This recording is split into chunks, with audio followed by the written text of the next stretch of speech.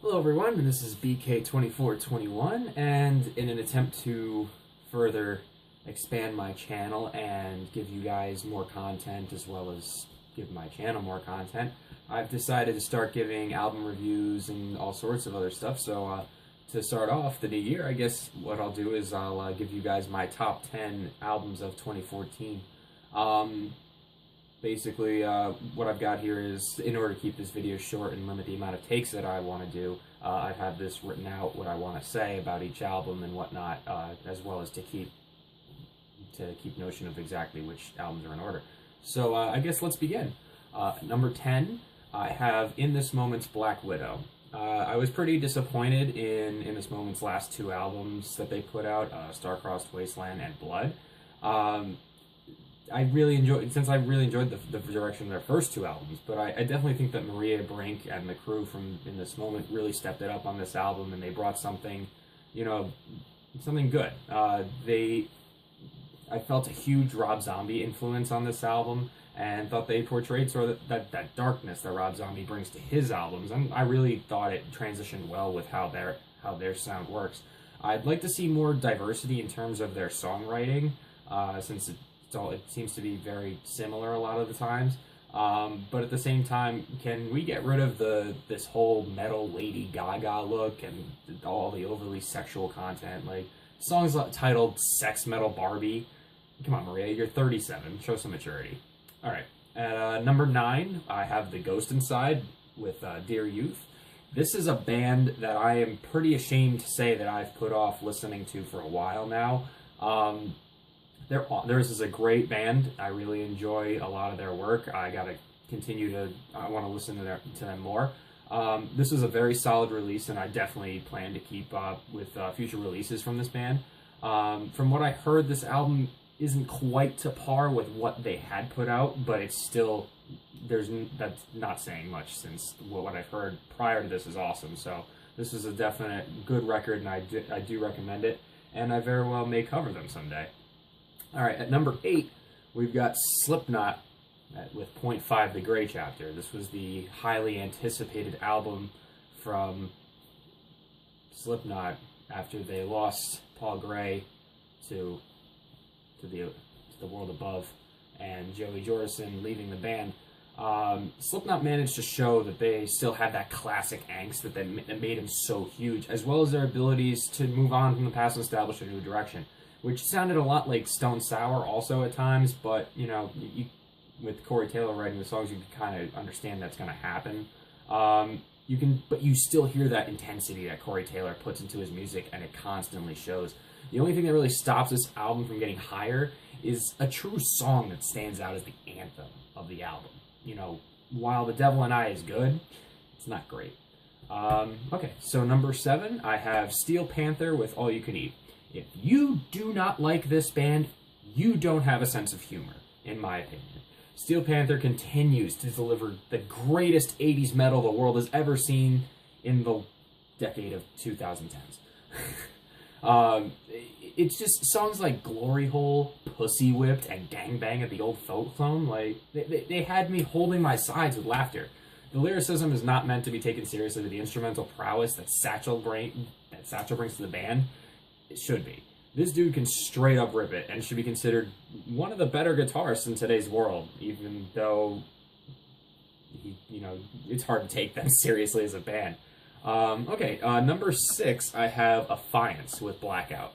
I had the privilege of actually opening for this band with my band Solstice, and I actually got to go to this CD's release. So there might be a tad bit of a bias, but there's no denying, however, that this was a solid release.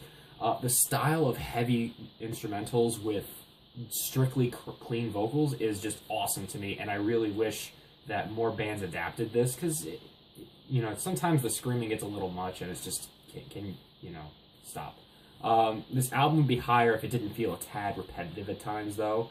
Other than that, I don't have any complaints, so great job from these guys. And a great group of guys, too. I'll definitely probably be covering them as well.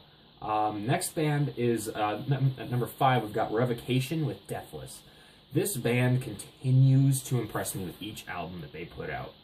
I've yet to hear a bad release from these guys. They're fantastic, and the combination of death and thrash metal, just there's so many possibilities and what they can do and what they try to do.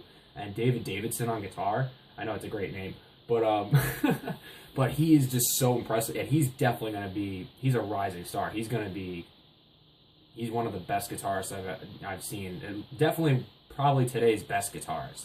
And he's doing all of that work while he's doing those vocals, so it's pretty crazy to me that he does that. All right, so number 4, we've got Judas Priest, Redeemer of Souls. Honestly, I don't think this album's going to need much of a description or justification. Rob Halford and the gang, they still got it, man. They continue to impress, and they continue. They're how old now, and they're still putting out albums like this. And clearly, Father Time has not stopped this band, because the metal gods continue to be metal gods. What stops this album from being higher, in my opinion, however, is the fact that if you've heard Judas Priest before, this album isn't that much different from what you've heard before. But luckily for Judas Priest, they're Judas Priest. All right, so number 3, I've got Machine Head with Bloodstone and Diamonds. I've got to hand it to Rob Flynn. He was talking a lot of shit after Avenged Sevenfold, which is my favorite band. They started after they put out Hail to the King. You know, saying that just because it's popular doesn't mean it's good. He talked the talk, and I will admit that he walks the walk. This album definitely overshadows Hail to the King and shows that Machine Head right now is in a better, is right now making better music than Avenged Sevenfold. This is now the 3rd consecutive record from Machine Head. It's no The Blackening, but come on, The Blackening is The Blackening. That's hard to, you're not going to be able to. If they came out with something on par with The Blackening, again, that they would be just amazing. So, but there's no denying. Machine Head was relentless on this entire album with the heavy-hitting riffs, the heart-pounding bass, and soul-shattering drums. What actually made this most impressive on the album, however, was Rob Flynn's vocals, actually. He can now hit some notes that we've never heard from him before, and that just is phenomenal to hear progression in ability from someone who's so far in his musical career to me. So, to Machine Head, you really stepped up. Good job, Rob Flynn. And Avenged Sevenfold, Machine Head continues to step up and play it and deliver. Your turn. All right, now for number 2, I've got Allegaeon, Elements of the Infinite. I'd never heard of this band prior to getting told to listen to them by some friends of mine, and oh boy am I happy that I was shown this band. This album had me enticed from start to finish, which is quite the accomplishment, and it's just they have a very unique sound, fantastic musicianship, and the songwriting is always a recipe. And all right, let me restart what I wrote here. A very unique sound, fantastic musicianship, and diverse songwriting is always a recipe for success. I look forward to more releases from this band, and so should you. All right, so that was number 2. There wasn't really much I could expand on that more without just telling you guys to go listen to it.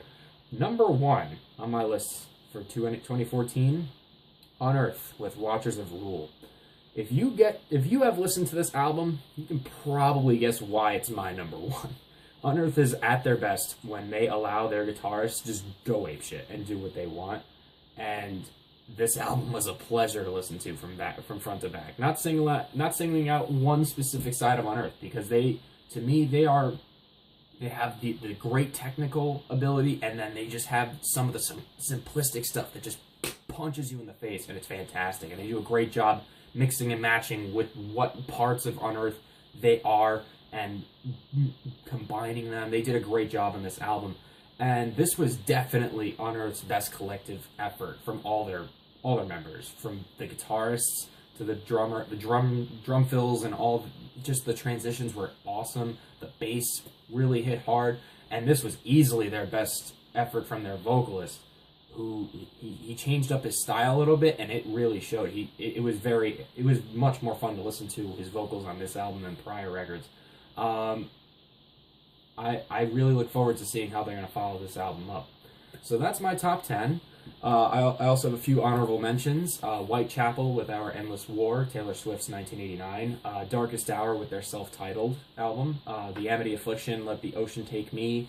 Various artists, Eminem, Shady XV, 15, however you want to pronounce it. And Tech 9 with Strangulation. That's all I got. If you are interested in from this point on, we'll be doing more stuff like this. So if you've got an album recommendation that just came out, or you want me to do an album review on something that's already come out, you know, doesn't matter how old it is, I'm willing to listen to music and give my opinion on it. So feel free to leave any comments, opinions on this video, as well as what you would like to see. Thank you. I hope to see some comments from you guys. See you later.